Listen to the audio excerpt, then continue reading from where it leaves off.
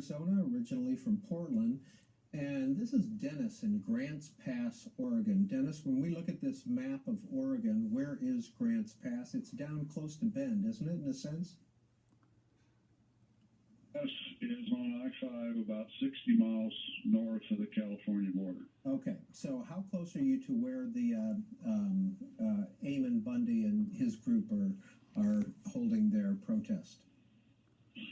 Well, I previously lived in Bend, and I have been to the Malheur County area, just about where your pin's at right there, several times. I recreate over there, very familiar with all these issues in Oregon, and actually I'm the chairman of the Mining Advisory Committee for the Josephine County Board of Commissioners, and have been personally involved with these issues with the BLM and the sugar pine mine. I know the Oath Keeper people personally because I've gone out to their camps to investigate and see what they were doing, and have been involved directly with the BLM. I've appeared for the Oregon State Legislature testifying on the issues exactly like this, so ask me any question you want. So, first of all, what is your the reason that you've had this involvement? Well, I'm a local citizen. I was selected by the Josephine County Board of Commissioners to sit on their advisory committee. Are you a rancher? What kind of work do you do? Locally, I've helped develop different equipment for different companies. Okay. I do some consulting for corporations that do mining. And I'm also a local pastor, so that's kind of who I am. All right. So what do you think about what Eamon Bundy and his group have done? Well, I understand, having followed what they did in Nevada with their conflict with BLM. But personally, I commend them for coming and making a statement. I wish they'd just back up and go home. And I think they've done a good job to stand up for what they believe. Occupying the headquarters, I think, was above and beyond. But the frustration here in the western states is the federal government's become extremely heavy-handed. They don't even follow their own protocol.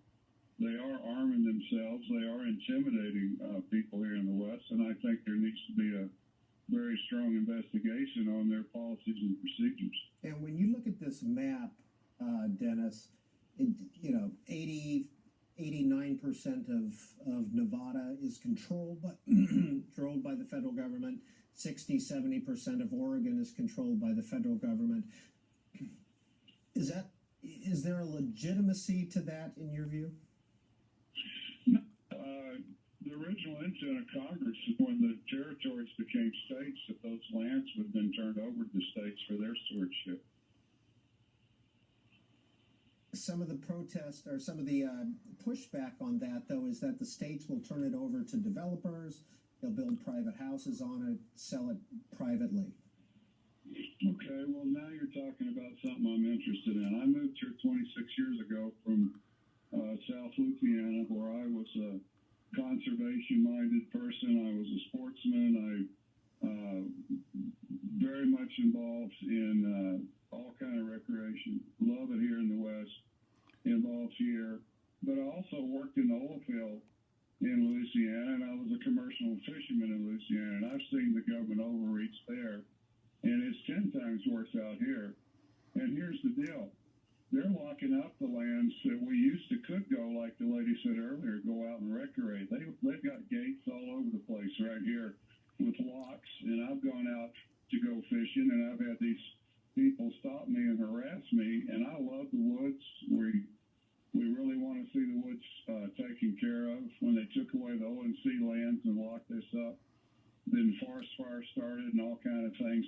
The government is doing an abysmal job in taking care of the public lands. They're not federal lands. The lands on the BLM website literally says it's the public land. So I think the public simply needs to investigate what's going on and get back to having regional and local input to the BLM process.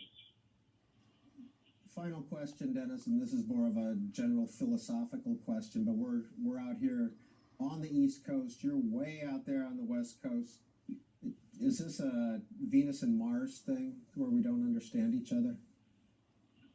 Yeah, I think that you're exactly precisely on the razor edge of the issue. You have what the media says is going on in the West, and it's so polar opposite what's really going on in there. Westerners love the ecology, they love the environment. I'm a fly fisherman, I love the rivers and all that. But to shut down all economy out here, to shut down logging completely, to shut down mining completely, ranching completely, is absolutely ludicrous. And that seems what the BLM and these other agencies, they want to make the entire West one great big park. The West would be better if we did have regulated commerce, because the loggers actually took better care of the woods than BLM ever had. They did bad in the beginning, but they got better, and no one gets credit that all the industries in the West have improved. The mining's improved, logging's improved, ranching's improved. Still a lot of work to be done, still a lot of problems. But the Westerners love the environment too. I think this is a huge mistake to think otherwise. That's Dennis in Grants Pass, Oregon. Thank you for your time this morning. Yesterday